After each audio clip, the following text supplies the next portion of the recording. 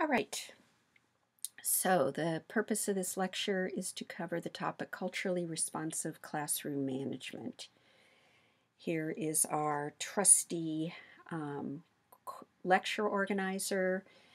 So we're going to look at the influence of culture when we're dealing with behavior issues, classroom management issues, starting with the awareness, having the right frame of mind, considering the environment, and then reviewing some strategies. And of course, there are some self-test questions there, 3 of them. All right, so the first thing when we're talking about culturally responsive classroom management is to, as I've hopefully impressed upon you all semester, is the importance of just being aware that we are all cultural beings, that knowing your own beliefs and biases and assumptions about human behavior, that those of us who come from backgrounds that are more Western or white middle class orientation of schools, that we tend to emphasize individual achievement, self-sufficiency, independence, being very efficient. But other cultures, African American, Hispanic, Native American cultures, for example, tend to be much more collectivists. They value providing assistance to one another. Um, they that helping attitude. Sometimes teachers complain that students from other cultures are always in someone else's business. That's a very collectivist sort of attitude that is seen in a lot of different cultures. And so it's hard for some of our kids to resist helping, even when they've been directed to work independently, and to be aware that we might misinterpret behaviors that some of our students exhibit because we think they're not following directions, but they're really following the culture that they've been taught and the values they've been taught, perhaps at home. So asking yourself and keeping in mind some of these questions. Does the name of students color your behavior? Do you start making conclusions based on a student's name, first name or last name? For example, do you expect some students to act differently than others? Do you recommend suspensions or sending students of color more to the office, or having parent conferences, asking for parent conferences of students of color more than Anglo students? So a lot of what I'm going to share with you through this lecture comes from 2 publications, and I've given you name of the organizations and I've given you links to the publications if you're interested in getting more knowledge about this. So the first thing is to think about knowledge of the different cultures. I know many of you on your chapter reflections will ask, how do I find out about different cultures? Certainly now with you can Google just about anything, and there are so many good resources out there. I've certainly shared some of my favorites, and they're still up in the classroom, of websites that will give you information so that you can learn about the different culture of the students in your classroom. But also, when we're thinking of the specific students in our class, knowing their family backgrounds. For example, the funds of knowledge that some of you have already started sending drafts, and you're learning so much about the family backgrounds of the students in your classrooms.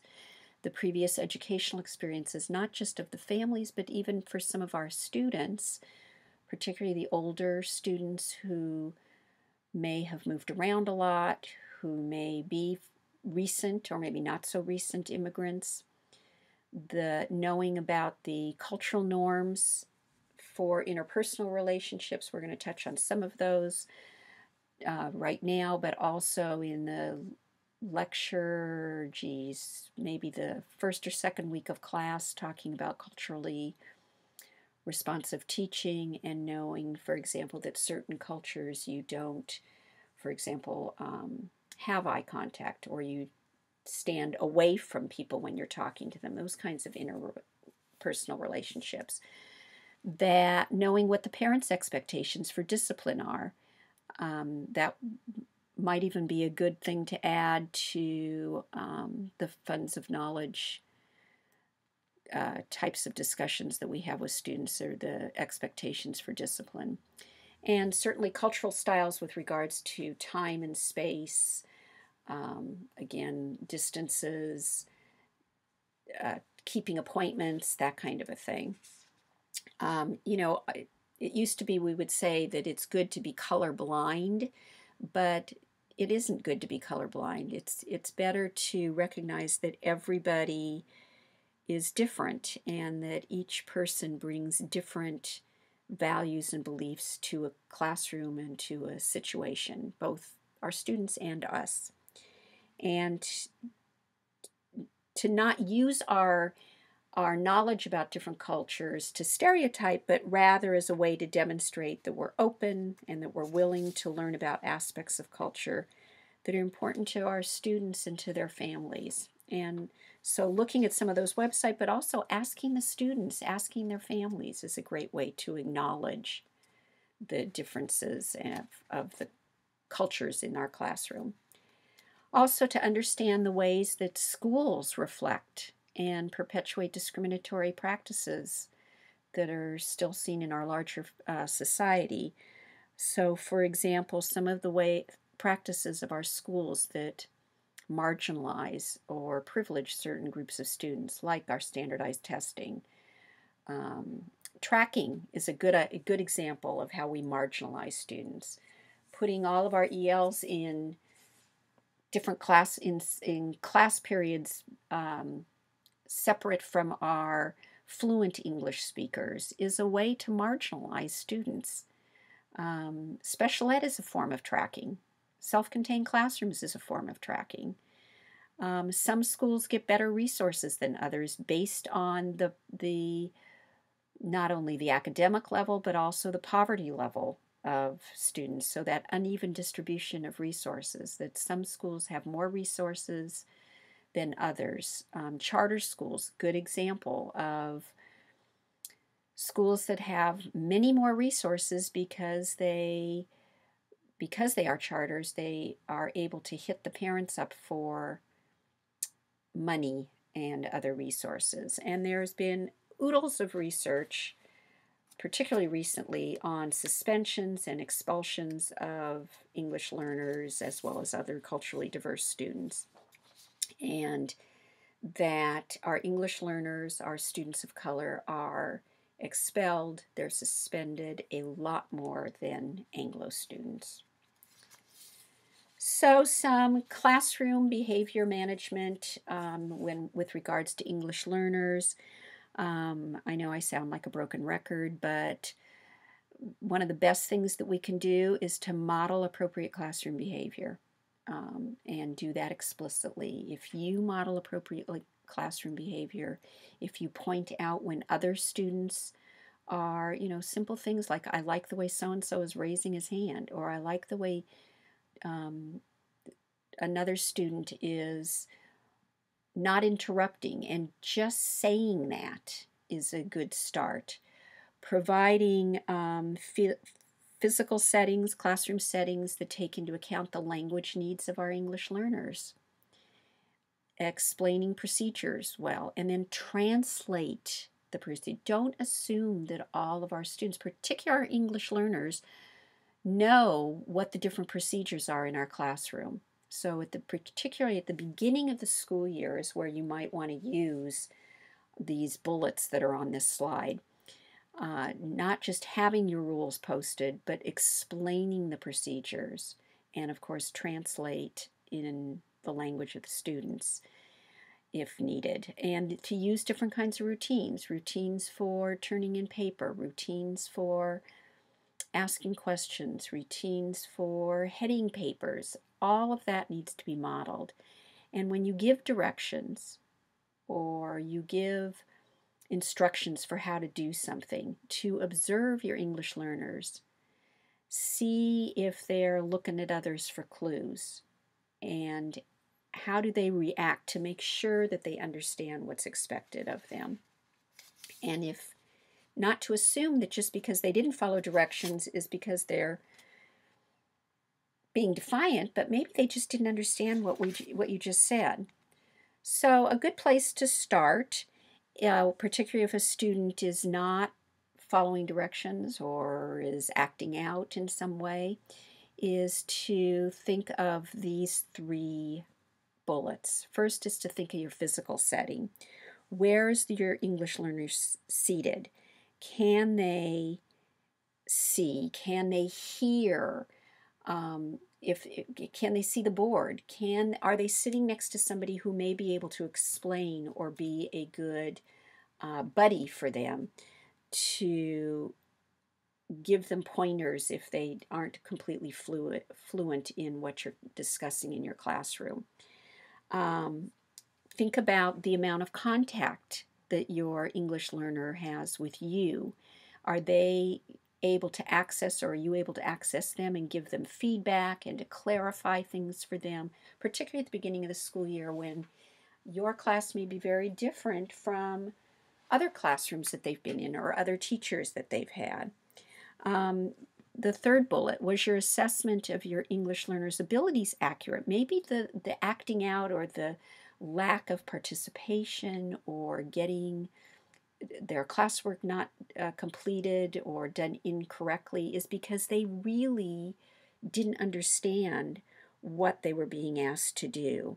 And so maybe they're getting frustrated. We know, forget about English learners for a minute, we know that many students misbehave in classrooms, and I'm sure many of you have learned this in the 402 class. Many students misbehave because they're not sure what they're supposed to be doing or they're frustrated. And with young children, sometimes it's because they can't communicate that frustration.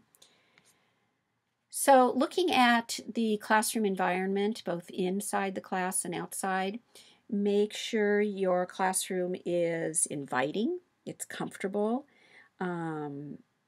Ask your students, ask even parents for suggestions of how to make the classroom inviting. In the younger grades, for example, having engaging areas or a cozy place to read. I would have a cozy place to read even if I was teaching secondary. I used to have, I mean, you all know what beanbag chairs are. I had a beanbag couch that I had made. Okay, it was the early 70s when I was still a starving student, but I ended up recovering that and bringing it into my classroom, and it was in every one of my classrooms from the time I started teaching until I left the public school classroom. And I would put all the additional reading books, free reading books, magazines in that comfortable area. Having quiet places for students to do individual work if they want. Letting students know that if you're distracted, if you work better in a quiet space, here it is. Having fold-up study carrels, for example. You can get these in some of the education stores, or you can make them out of great big boxes and let students decorate some of them. Have 2 or 3 in a classroom, no matter what grade you're teaching. Having spaces where students particularly can do collaborative groups, and from time to time change the seating areas. One of my daughter's teachers, about every month to 6 weeks, she would change the seating arrangement and have the students change their seats so that they got used to working with other students, and also they could let her know if I don't work well if I'm sitting in the back. So being open to that, having a certain amount of posters, maps, even music to help create a sense of belonging. So maybe when it's free reading or sort of downtimes in the classroom where they're doing catch-up work and stuff, let them bring music in or poetry in that they want to hear. Another is number 2, ensure that the message outside the classroom is a message that the children and their families are valued. For example, helping to organize families for cleanup brigades at the school, letting families know that they're welcome to come in your classroom, not the standard LA Unified, no offense to LA Unified, but that they're allowed to only come in for 20 minutes. 20 minutes really isn't very long. If students have some serious problems, in letting parents know right off the bat. If there are problems that are for school-wide, let not only the families and parents of the school, but even let the community know, see if they have ideas for dealing with some of these issues. For example, bullying, PTA, parent advisory meetings, even city council meetings might be useful so that the community knows what's going on at the school. But unless the negative messages that are being given out by other students, by teachers, hopefully that's not happening, but unfortunately we know it does sometimes, bringing these to the forefront immediately. Being an advocate for the students who are not only in your classroom, but also at your school. And finally, creating inclusive disciplinary policies and practices, thinking about investigating how the school disciplinary policies or practices affect students of different groups. There are lots of new programs. One of them that's been used quite a bit in the last few years, which is restorative practices. I know that many districts are starting to use restorative practices more and more as a way to cut down on detentions and suspensions. And, looking at who's in the special day classes. Are they mostly our minority and our English language learners students? And restorative practice seems to be a very, very effective way to deal with some of these negative disciplinary policies that are school-wide in a number of our schools and districts.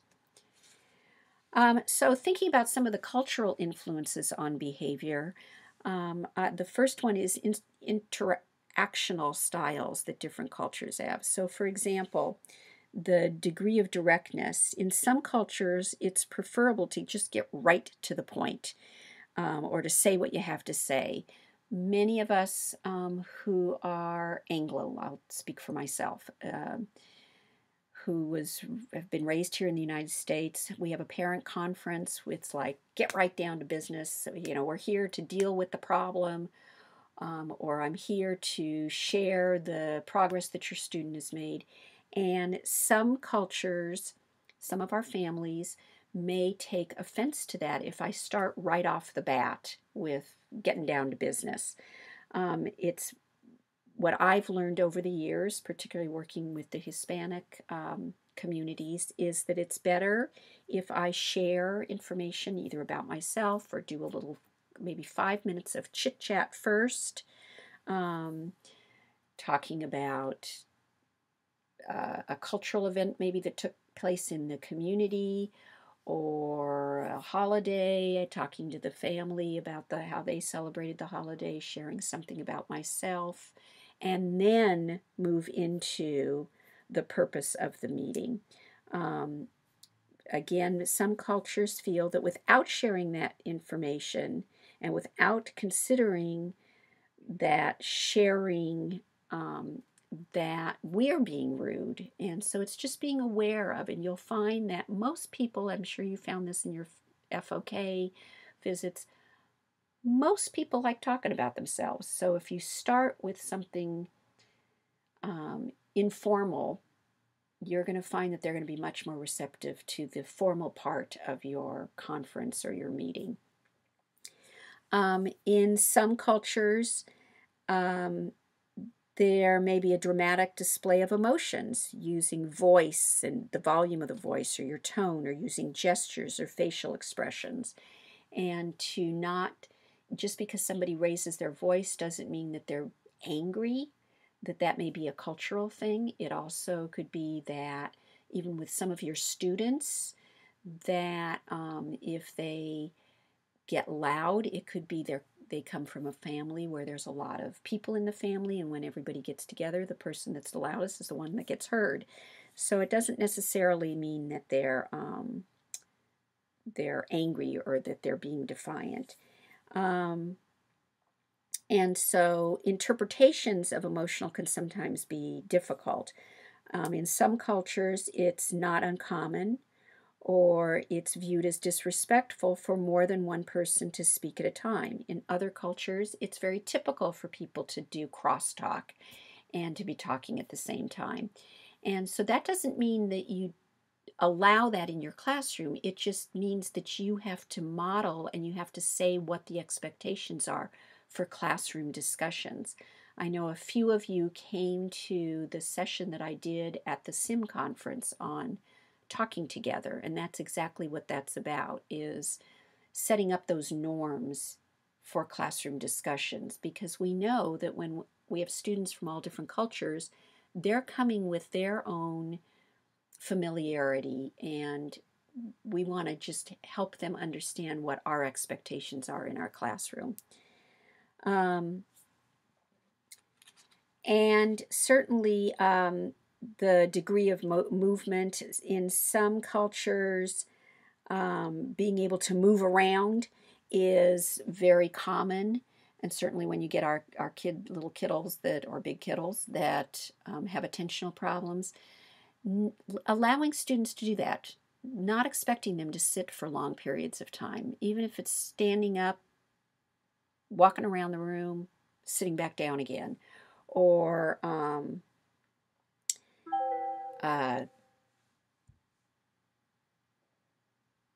for example, I had one kid years ago that it was hard for him to sit still. Good student, but it was just hard for him to sit still. So first of all, I didn't care if he stood up to do his work. That's okay. Even nowadays, I mean, look at all the people that stand up and have standing desks. But also, I would write a note, fold it up, staple it, tell him to take it to a teacher at the other end of the school, and all the note said is, "Hi, Frank just needed to take a walk.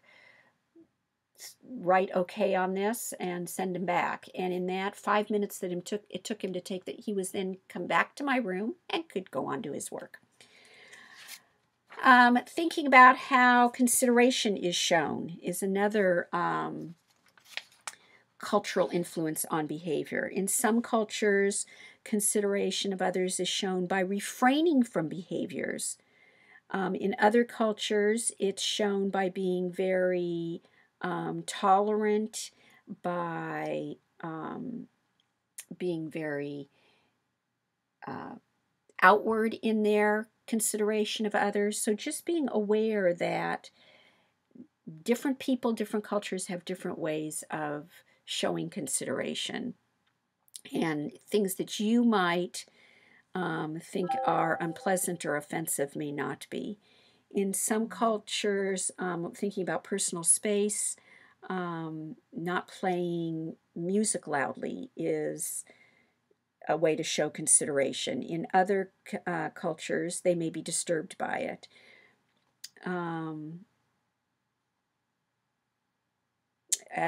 Going back to the personal space, number 5, excuse me, in some cultures it's customary for speakers to remain at least 2 feet apart when speaking to another, but in others they may be practically nose to nose with you.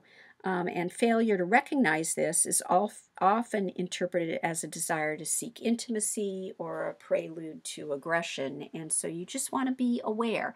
And again, that doesn't mean that you have to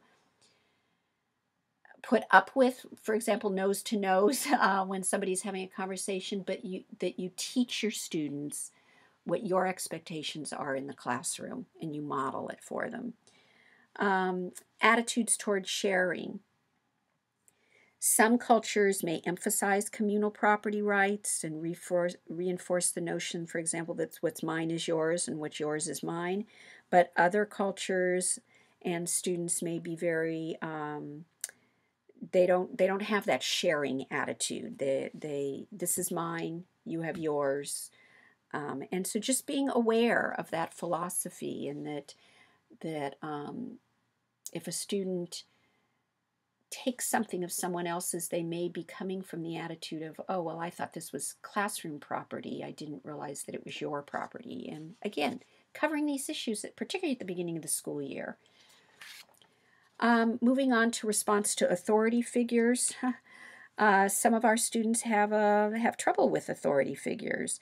For example, students may view all adults as authority figures just by virtue of the status that they are adults. In other cultures, position may be a primary determiner. Students may view the teacher or the police officers as authority figures because of their position, not because they're adults, but because they are police officers or teachers.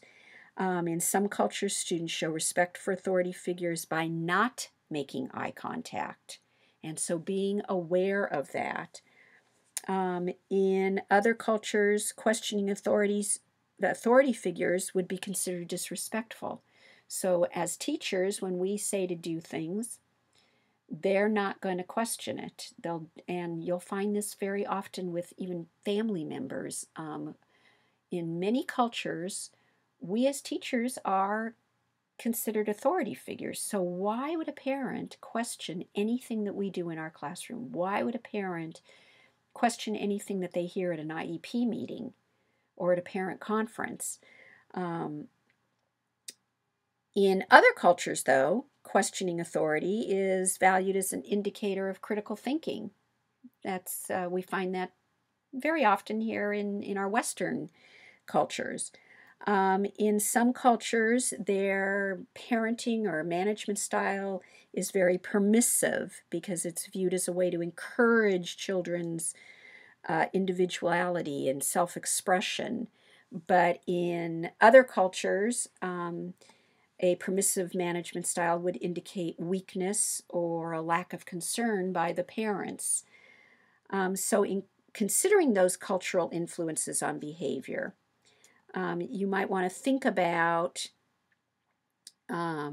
behaviors that you've seen in your classroom or that you've observed in other classrooms that may have been culturally influenced, and how did the teacher respond to them, and what are the implications of these cultural influences for us as educators.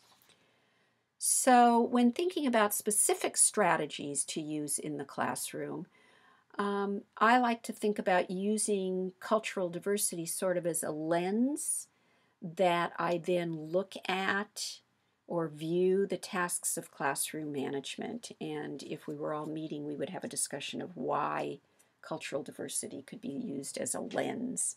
But we want to reflect on the ways classroom management practices can promote or obstruct equal access to learning within our own classroom. The first strategy would be like creating a physical setting. I've already talked about that a little bit, but I want to reaffirm that we want to communicate respect for diversity. We want to reaffirm connectedness and community, avoid marginalizing students, making disparaging remarks, or even put downs. And you may not be doing it, but other students may do it. And think of the video that we watched of the little boy who didn't know any English, and that students would laugh at him. And so making sure that that's not tolerated in the classroom. Having a map of the world and welcoming the various languages, having books in different languages in that cozy corner, if you will, in your classroom, arranging the desks so that students can work together, share materials, allowing them in certain assignments to work together so that you're reinforcing that the importance of being kind and tolerant. Establishing expectations for behavior. For example, sitting quietly and listening versus call and response, or what we talked about last week with ways of responding. To avoid confusion or misunderstanding, doing things like, and I'm going to read to you a quote from some research or an article on culturally responsive classroom management. The idea of modeling helping versus doing the work when we're talking about it's time to do independent work versus helping work. So here's the example. Because Ms. Frank values collaborative learning, she places her students' desks in clusters and encourages them to help one another. But she spends a lot of time at the beginning of the year explaining to her students exactly what that means. She takes pains to distinguish between helping and doing the work for other people. She and her students role play different situations. For example, Ms. Frank pretends she doesn't know how to do a math problem and asks a student for help. Then she asks the class, was that good help? Was that explaining? Or was that doing the work for me? Ms. Frank and her students also talk about when it's not permissible to help one another. She explains that sometimes work has to be done independently so she can see what other people or other students know how to do on their own. And I think that is so good. You know, I talk a lot about modeling, but it's also good to talk about non-examples, not just modeling appropriate, but modeling or discussing what isn't appropriate. Again, because sometimes students don't need that discussion. So number 3 strategy is to always be consistent. I know, having 2 daughters that went through the public schools, one of their biggest complaints about teachers, and neither of them were ELs, neither of them were, at least at that time, were kids with special needs. But the one thing that I remember over and over when they would complain about classrooms or teachers was teachers were not consistent. That they would let one student do something and when another student say, but why can't I do that? You let so-and-so. That they always discussed or would bring home, the teacher isn't, it's not fair. That's what they used to say. They didn't use the word consistent, but you'll hear students say that a lot, that teachers are not fair, that they let one student do it but not other students, or another student gets in trouble for doing something that another student was allowed to do. So being consistent. So in communicating, we know that different cultures have different discourse styles that have a direct effect on behavior. Lisa Delpit, who has done a lot of work on looking at discourse styles in different cultural groups, particularly African American, but she looks at, for example, working class children who are more accustomed to straightforward directedness, and white children are more accustomed to politeness formulas. So this is another example that Delpit gives an example. She points out that black children and children from working class families are more accustomed to straightforward directives from authority figures. For example, straight sit down and get to work, than what she calls the politeness formula. And indirect discourse strategies, for example, that white teachers might use, like, Sally, would you like to sit down? And that if teachers choose to use the indirect discourse, like, who's ready to get to work? What Delpit found is that Our culturally diverse students, the students who she found from working class children, were more inclined not to listen to the teacher. And then, of course, the teacher says, well, the students aren't following directions. So if we want to expect our students to follow the indirect, like who's ready to start, or um, would you like to sit down? If we want our students to follow those, then we need to provide students with explicit lessons on how non-directive verbal interventions are actually a code for direct commands. And I think that's a really important point that she makes. The fourth strategy is, again, developing that caring classroom environment, that at the beginning of the school year, sharing stories, inviting them to make choices and decisions about their interests and about class activities, listening to the concerns and to their opinions. Again, modeling respect, communicating high expectations, promoting positive relationships, doing morning meetings, cooperative learning, letting students know right from the get-go that bullying is not tolerated, doing reflective activities, again, teaching them what is not acceptable. And working with families is another way to, the more you work with the families, the less classroom management problems and behavioral problems you're going to have in your classroom. Involvement, just because parents are not involved in the school doesn't mean that they aren't committed, that they don't want, and some of you are finding this in your FOK visits, it's that they're working 2 or 3 jobs. And so I get very ticked off, quite frankly, when I hear schools, very often administrators at schools, talk about the lack of commitment by families. It's because we expect them to come in the middle of the day. I know at some of the schools that I've worked with, they found a larger percentage of families showed up if they did pizza dinners before back to school night or during parent conferences where the cafeterias, or they had food trucks come to the schoolyard, because that way the family didn't have to worry about getting food on the table before coming to school or after coming to school, after they've worked after work.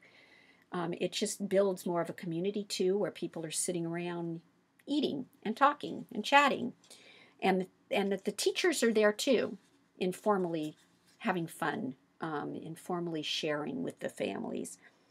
That our expectations, again, with parents and families, that their ideas of discussions and finding out from the families. I remember having a student years ago who the father, and this was a cultural family, culturally diverse family, the father was just adamant that his teenage son was not going to sit he didn't want him sitting next to a girl.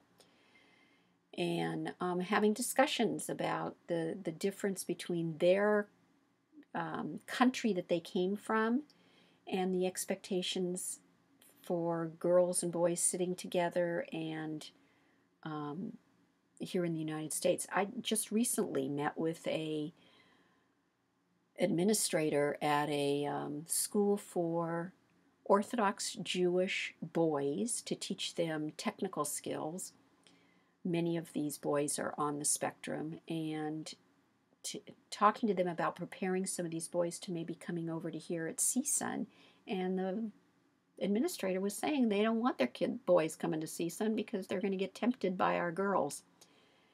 And so after a long discussion with couple other faculty, one other faculty member here at in the department especially, we decided we were not going to build a relationship with this outside group because of this administrator's attitude. And sometimes we have to do that, unfortunately. Okay, so number 6 strategy is using appropriate interventions to assist students who have behavioral problems, for example. So in another article, I want to share with you some examples um, on cultural competence and behavioral interventions. For example, Geneva Gay, who's done a lot of work in this area, has written that teachers are likely to view African American children's overlapping speech, she calls it, that talking while other people are talking, as disrespectful, and the play fighting that might go on playgrounds as aggressive, or some of the ritualized humor is disrespectful. But when we place those behaviors within a cultural context, these events um, maybe viewed as behavior problems, but they might be behaviors that are accepted within a cultural view. And so again, we need to take time to explain to students and to their families that although that may be accepted in their family or in their other school, or in, for example, if they have community activities, park picnics, that might be acceptable, but it's going to not be accepted here at school. And so thinking about some of the kinds of behaviors that are considered to be problematic and how they might be related to race or culture. We know that African American students are 2 to 5 times more likely to be suspended and to get lengthier suspensions. It's been estimated that up to 50% of African American boys in middle school are suspended. That's just not okay. Just not okay. So doing early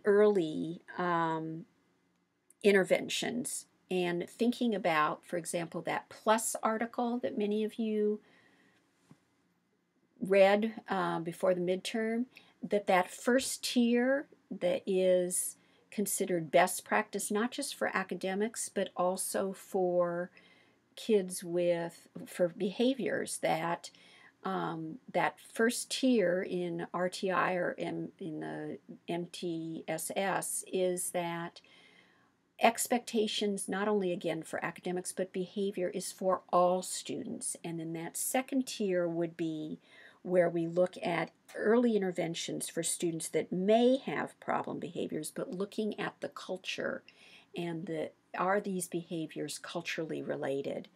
And helping students learn some alternate skills or alternative skills to the behaviors that they're exhibiting. They may not know how to act. We just say, clean up your act, but we don't tell them what they need to do specifically and explicitly. So, for example, having a worksheet for students, saying if there's a problem, what did you do? When you did that, what did you want? What other things could you have done? Well, a lot of students, particularly our English learners or our culturally diverse students, they don't know what else they could have done, and so that's where we can come in, or even counselors at our schools can help, or peers can help them come up with other things that they could do. And then what are you going to do next time that something like this happens? So giving them time to reflect on it and then talk about it. So they'd fill out the worksheet first. If they're young students and they can't, they could do it in their primary language. If they're young, they could dictate the answers to these questions.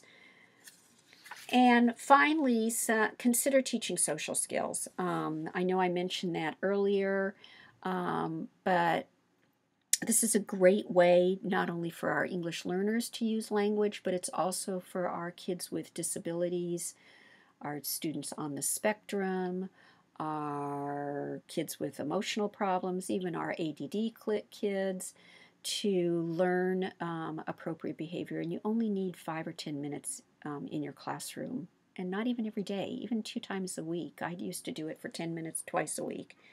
and doing staff development to help with these so that everybody's doing social skills. Okay, and that is the end of this lecture. I hope you got something out of it. If not, the first part of class next week, I will address any questions or concerns. Have a good rest of your day. Thank you.